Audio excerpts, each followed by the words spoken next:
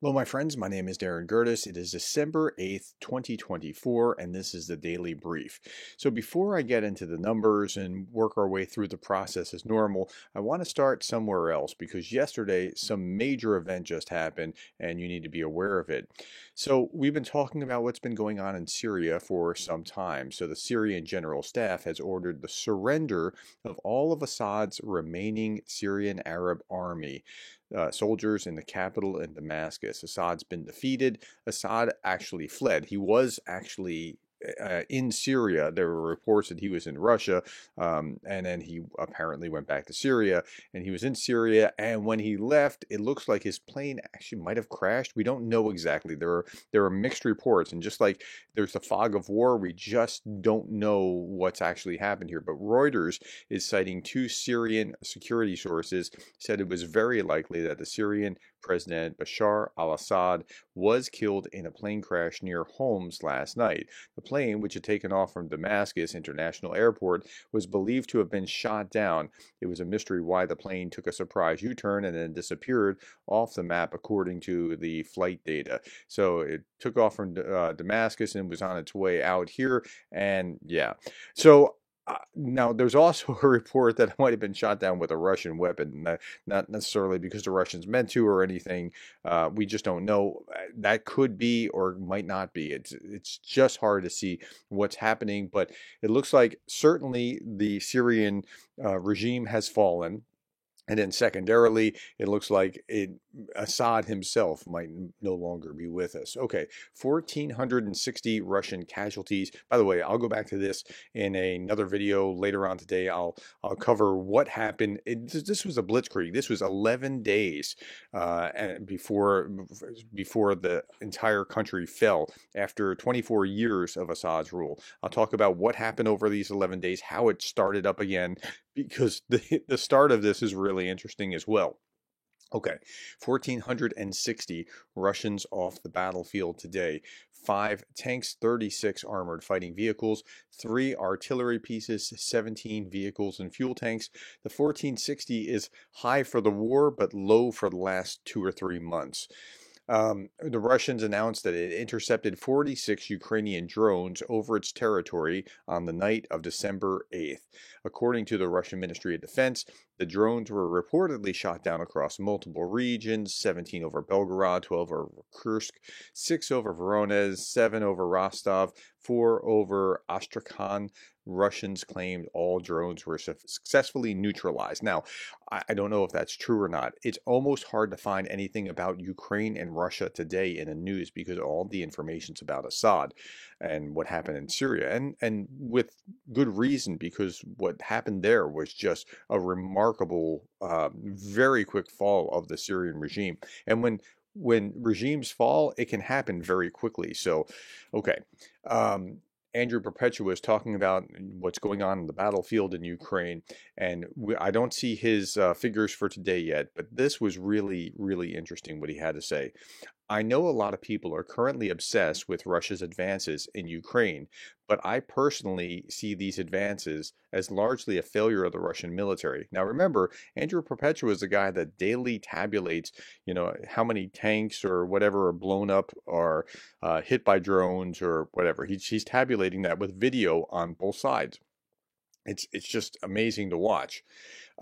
And he says they are dumping entire divisions directly into combat and advancing a few kilometers while sustaining absolutely catastrophic casualties. I think that's very fair. Like, the Russians are being decimated. It's a Pyrrhic victory where they're taking so little ground at such a huge cost. I just can't understand why they're doing it. The families of the soldiers are reaching out, begging for information about their lost sons and husbands. The way Russia is using their forces is unsustainable. That's correct. And let's say that they were able to get through till 2025. How many more men have to go into the slaughter in order to get wherever they're trying to get to? And think about this, because like they've lost so many that they're destroying their economy from within, because the number of people that have to be replaced in the factories, and the inflation rate because of attracting soldiers to the battlefield, and they only live on the battlefield for less than a month. I've seen figures of 12 to 18 days once they hit the front line. So yeah, it's a bad thing all the way around. So the way that the Russian forces are using them is unsustainable, and I guarantee you they are angry at their pace of advance.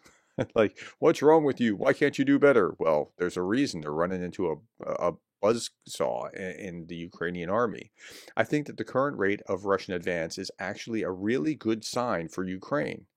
Like, that's an interesting perspective, because it shows under dramatically increased stress, the Ukrainians are losing ground at roughly the same rate as they were prior. Now, that's a really interesting insight. And the Ukrainians have comported themselves well given what they're up against. I know people are pointing to Ukraine having lost more ground in November than prior months, but personally, I find this figure to be misleading, because much of that area was lost between Ukraine's first and second line of defense. Okay, so you have 2 or 3 lines of defense, and before the line, it's harder than once you get past the line and you're moving toward the next line. So, okay. It should be said that the second line of defense was lost, and that is much more notable and important than the number of square meters. Okay, so and that's also another very fair observation. That's why I'm showing you this, because it's very protein rich. It's dense. But also, a lot of Russian advance occurred back when Ukraine was in a much more critically bad situation, where a lot of things were going very badly. Whereas over the past few weeks, it appears to me that Ukraine is much more in control. And frankly, I think this increase in control is largely stemming from massive increases in aid. Yeah, I mean, if you get the ammunition to the battlefield, they can actually fight and kill those that are trying to kill them. Okay, that is a complete failure of Lloyd Austin, Jake Sullivan, and Joe Biden, all of whom have caused enormous harm in the war efforts. Well, yeah, I mean, getting stuff there very slowly has been very difficult, made things very difficult for Ukrainians, and more Ukrainians have died as a consequence. I believe this boost in aid will give Ukraine time to fix other major issues in the military, including the command structure and manpower issues, but it's absolutely vital that Ukraine must not waste a single second of this time period. Ukraine absolutely must fix those issues before this aid package runs out, because there may never be another. Now, that's a chilling thought, that there may not be another. And if they can fix their supply lines, they'll be in better shape. But remember, the ammunition may run out as far as the United States is concerned. Let's talk about that. The United States announced a new $988 million military aid package for Ukraine, almost $1 billion. And they have about 5 more to spend, 5 billion, give or take a billion.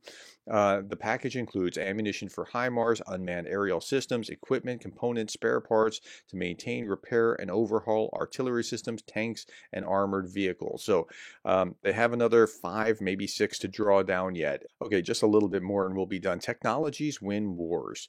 Drones with an installed machine gun are destroying Russian tree line positions. And what you see here is you're seeing the drone, and it says, for the first time in history, a Ukrainian FPV drone with a machine gun was used against Russian troops, and it's just becoming all Terminator out. I can't show you the video. I won't show you the video. I'm respecting YouTube's rules, but it's becoming all Terminator out there. I mean, it's like we're witnessing future advances daily in Ukraine. All right, my friends, that's all that I have for you. Keep calm and arm Ukraine. Thank you for your time. Thank you for the likes, the shares, the subscribes, and thank you for being the kind of person that cares about Ukraine.